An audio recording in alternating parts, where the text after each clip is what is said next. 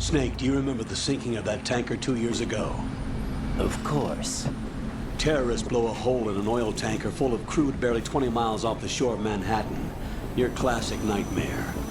It didn't take long for the government to put an oil fence around the whole mess. And then that massive offshore cleanup facility went up inside. The big shell. I hear the cleanup isn't quite over yet. It takes time. But in the meantime, the shell's become a landmark, a symbol of environmental protection. Calling teams Alpha and Bravo. Deploy at the big shell as scheduled. Approximately 6 hours ago, the big shell was seized by an armed group. Do we have an ID? Former members of the Navy SEAL Special Anti-Terrorist Training Squad Dead Cell. Russian private army members may also be involved. It's a highly trained group, and they have the big shell under complete control.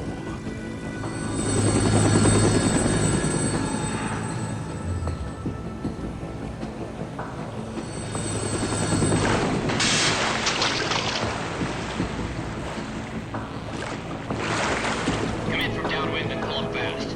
Get ready to fast rope down to Shell 1. 5 minutes to ETA.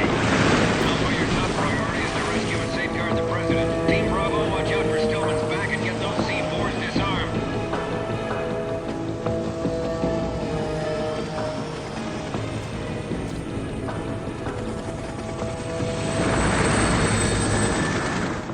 What are their demands? $30 billion. $30 billion? What makes them think they can get that much? There was a government-sponsored tour going on at the big shell that day. Hostages, huh? A VIP from one of the major conservation groups, and one from our own government. The most important person in a sense. The most important person? James Johnson. The president? Unless the demands are met, the terrorists intend to blow the big shell out of the water. And the crude will ignite, turning the Manhattan Harbor into an inferno. That's not the worst-case scenario. If the chlorides being used to decontaminate the seawater go up with the oil, toxins containing catastrophic levels of dioxins will be released. In other words, the bay's ecosystem will be wiped out, and the sea will turn into a toxic soup for centuries, becoming the worst environmental disaster in history. You have 2 mission objectives. 1, infiltrate the offshore decontamination facility Big Shell and safeguard the president and other hostages. And 2, disarm the terrorists by any means necessary.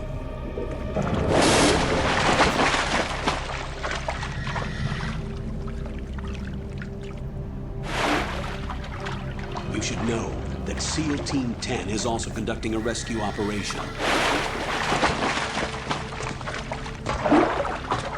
Is this a joint effort? No. Foxhound remains a covert body. Don't alert them to your presence. That is an order.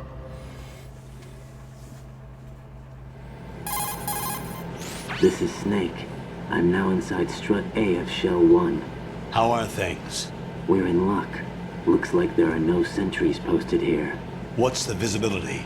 The lights on the plant struts are functioning. I won't have to use the IR goggles. Any problems? There was a brand new hole cut through the oil fence. There's someone else besides me that wanted to get in badly. That's not possible. What about SEAL Team 10? They landed on the roof of the Big Shell as planned. And by the way, Snake, we're changing your code name for all following communication. What's wrong with Snake? Just a precaution. You are now designated Raiden. All right, Raiden. You've already covered infiltration and VR training. I've completed 300 missions in VR. I feel like some kind of legendary mercenary. Okay, we'll skip that part. Make sure nobody sees you. If you need to, contact me by codec. The frequency is 140.85. When you want to use the codec, push the back button. When we need to reach you, contact you, the codec will beep. When you hear that noise, press the back button. The codec's receiver directly stimulates the small bones of your ear. No one but you will be able to hear it. All right. I'll contact you if anything changes. The audio's not synced on that one. First, make your way to the upper section of the Big Shell. How do I get up to the next level? There's an elevator at the far end of that area. Use that. Sounds good. Your new sneaking suit uses electrofiber technology. a byproduct of fiber optics research. The texture isn't far removed from rubber, but the material protects against a wide range of toxic substances. The suit itself has a wide array of built-in sensors. It is referred to as smart skin in military R&D. Data about damage to different regions of the body, including blood loss, is exchanged between the suit and the intravenous nanomachines to create a feedback system. There's a lot of pressure on my torso. Relax. The suit applies varying pressure to major internal organs to maximize performance and safeguard their functions. They call this the skull suit in Foxhound. Skull suit seems appropriate somehow. The hatch with a circular handle will open into the elevator area. Locate the hatch first. Copy that. Moving on to main mission objectives. First, okay, I'm gonna break this down because as I was sitting there watching it, I was like, yeah, I don't know if anybody was watching and saw my facial reactions while listening to that briefing, I was like, okay, so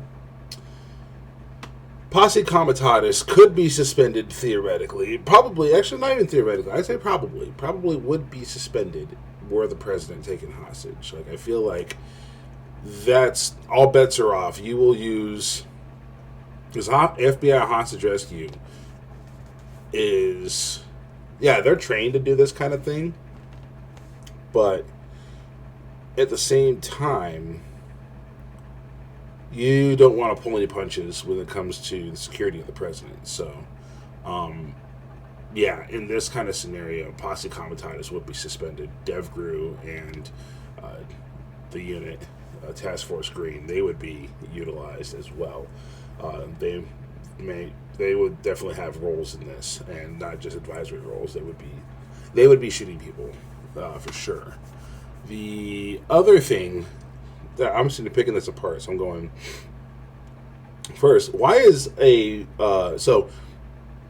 If anyone that's read my book Fault Lines knows that there is a reference to this when Bradshaw meets Jeremy Hawthorne, and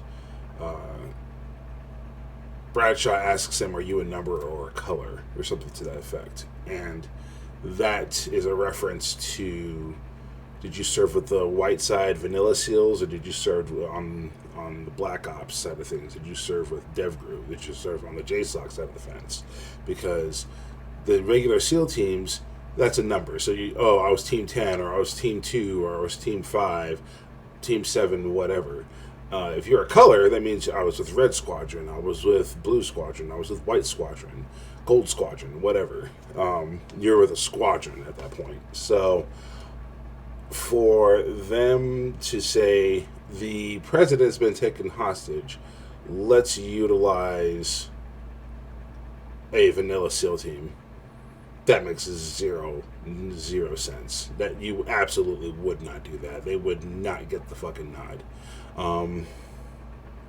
Now you're gonna leave that to your to your JSOC units, your special mission units. First off. Second off, why the hell are you doing a daytime assault with a helicopter? Like, as you will see as we continue to go through this level, there are sentries posted everywhere outdoors. They will see those helicopters coming, and this is a hostage rescue profile. That means that you just got those hostages killed. Like, even if as you'll see as we play, you'll see it doesn't go well for them.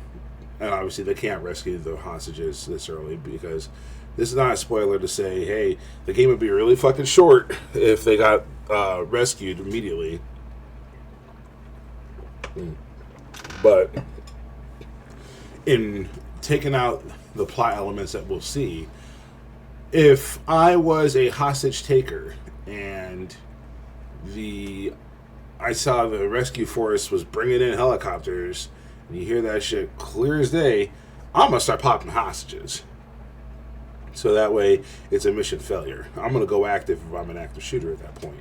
So you don't want the enemy to know you're there until like last second. And with that, you're only going to do a daytime assault if it's an emergency assault, like if they're actively killing hostages and you have to just get in there. Yeah, that might be something, but that's clearly not the case indicated here. So then, daytime assault, stupid. Daytime assault with choppers, stupid. I'm looking at that and I'm going, what you should have done is you should have the structural plans for this facility. You should see if there's a maritime insertion. So I would be doing it with SDVs. I'd be using sealed delivery vehicles or swimmer delivery vehicles.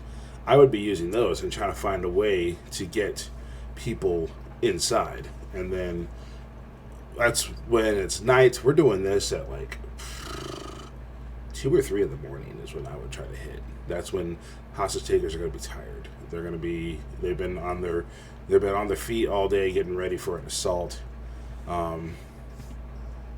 If the bad guys are smart, they'd probably try to rest their guys during the day and maintain just a minimal security presence, knowing that we would try at night because you have former SEALs, or at least people that are purporting to be former SEALs, and the bad guy amongst the bad guys amongst the enemy formation. So the smart thing would be to post just enough security so that if they do try something, you can wake up and repel the attack. But then you should be at high security during the night because that's when special operations are going to try to come knock on your door. That would be the way to go on that one. But I would be trying to find a way from the ocean level, climb a ladder or something. And then, once you climb that ladder, then you can find your way to the hostages. And you should only launch this once you've positively ascertained the location of the hostages. Because if you get your whole assault force in there and then you got to sit there and play fucking peekaboo looking for the hostages, you're just going to get compromised. The hostages are going to get killed. So, find and fix the hostages. And then finish the hostage takers. That's what you got to do. That would be the preferred way to go about it. So, why they have SEAL Team 10 doing a fucking heliborne assault in the middle of the fucking day makes no fucking sense to me. As a kid playing this, I'm like, oh, that's fucking awesome. They brought in SEAL Team 10. The kit resembles like what they would wear in like the 90s. In the early maybe the early 2000s. Fuck yeah, this is awesome. Me now, 36, with military background, lots of research and special operations. I'm like, nah, that is just wrong across the fucking board. Like, didn't do the fucking research at all. Although I will say this. So the concept of dead cell, as we are going to see later on, obviously they get creative with it, but the concept of dead cell is actually based on the concept of red cell, which is, we're going off of Richard Marcinko here, who was the original founder of SEAL Team 6, later development group, and he actually ran a unit called Red Cell that was supposed to do base security tests and such. And you can read about it from Marcinko's own words. You can read about it in Relentless Strike, which is Sean Naylor's book about JSOC. But Marcinko's guys got a little aggressive with it and got to where the Navy was getting sued by people because they were like legit like slapping people around during these exercises. And like, I get like, if you hear Marcinko's perspective, it was they wanted you to let you know when exactly the bad guys were going to come, exactly what you were going to do, etc. I'm like, yeah, that doesn't really test your defenses at that point. There should be some latitude on when these people are going to attack, how they're going to test, etc. But at the same time, there are limits too. You can't just go around beating up fucking civilians. Like, that's not the way to go. So yeah, they kind of got that part right, and how Marcinko feels he was treated. He recently passed away. It was like a year or two ago he passed away. But if you read Rogue Warrior, how he feels he was treated, claims he was targeted by the system and was a victim of the system. That will play into the plot of Metal Gear Solid 2. You will see that as time goes on. So that part, that was like a little inspiration from real life. But the rest of it, yeah, no. That is, no. Like, if a fucking infantryman can look at that and go, nah, that ain't gonna work, homie. Imagine how, like, an actual fucking SEAL or an actual Ranger, Green Beret, unit operator sees looking at that. They're probably laughing at it. Like, they're not angry about it, because, like, most of the people I've met from those communities, they don't take that shit seriously. Like, they're not like, oh my god, you fucked this up! Like, they're not gonna be like that. But, they are gonna laugh at it, because they're gonna be like, nah, dude, that's not how it is at all. But they're gonna laugh at it, because they know most people don't know how it is. So, that's my perspective as a writer and as a former infantryman. What this premise so far got right and what it's got wrong. I also I had mentioned in the Tanker chapter how we're going to talk about how the while I felt this game is better than it was received at first, it has its flaws. The way he was like, there's a lot of pressure on my torso. Like, dude, you sound like you're fucking like a whiny teenager. Like, you do not sound like an operator. You don't sound like a soft dude at all. You sound like a whiny little bitch, bro.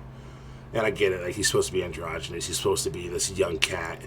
I get it, but I don't know. That's a cultural thing. That's a cross-cultural thing, because in Japanese culture, to my understanding, that's a very popular trope. Whereas I've never met somebody in special operations that is as whiny as that. I mean, yeah, granted, SEALs get flack all the time for using copious amounts of hair gel and such. But this whiny? Nah. But let's go do a couple things first.